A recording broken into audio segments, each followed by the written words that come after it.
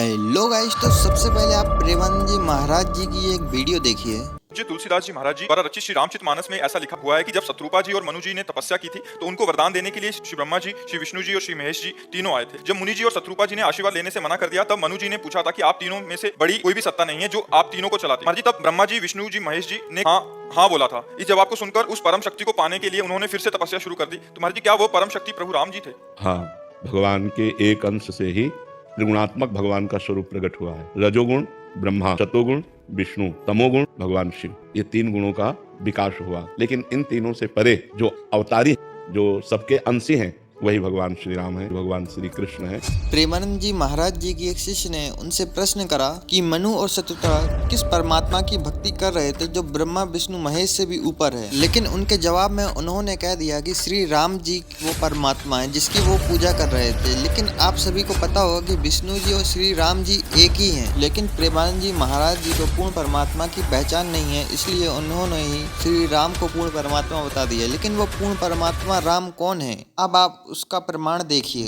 अब आपको दिखाते हैं श्री रामचरितमानस से वह प्रमाण जिससे स्पष्ट होगा कि ब्रह्मा, विष्णु, महेश से ऊपर भी कोई भगवान है। बालकांड में एक प्रकरण आता है जब मनु और शतरूपा परमात्मा को पाने के लिए तपस्या करने लगते हैं। आइए देखते हैं मनु और शतरूपा किस परमात्मा की भक्ति कर रहे थे।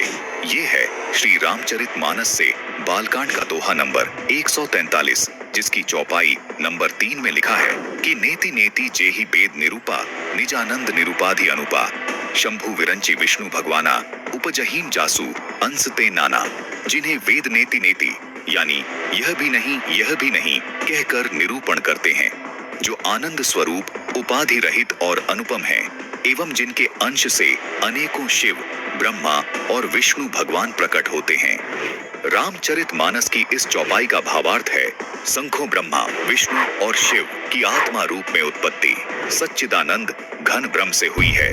आपने रामचरितमानस से प्रमाण देख लिया कि मनु और शत्रुघ्न उस पूर्ण परमात्मा की साधना कर रहे थे जिससे ब्रह्मा, विष्णु, महेश की उत्पत्ति हुई। यदि आपको उस पूर्ण परमात्मा को जानना है तो इस नंबर पर अपनी डिटेल सेंड कर निःशुल्क पुस्तक ज्ञान गंगा पुस्तक प्राप्त कर उस पूर्ण परमात्मा की पहचान कर संत रामपाल जी महाराज जी से निःशुल्क नाम दीक्षा लें।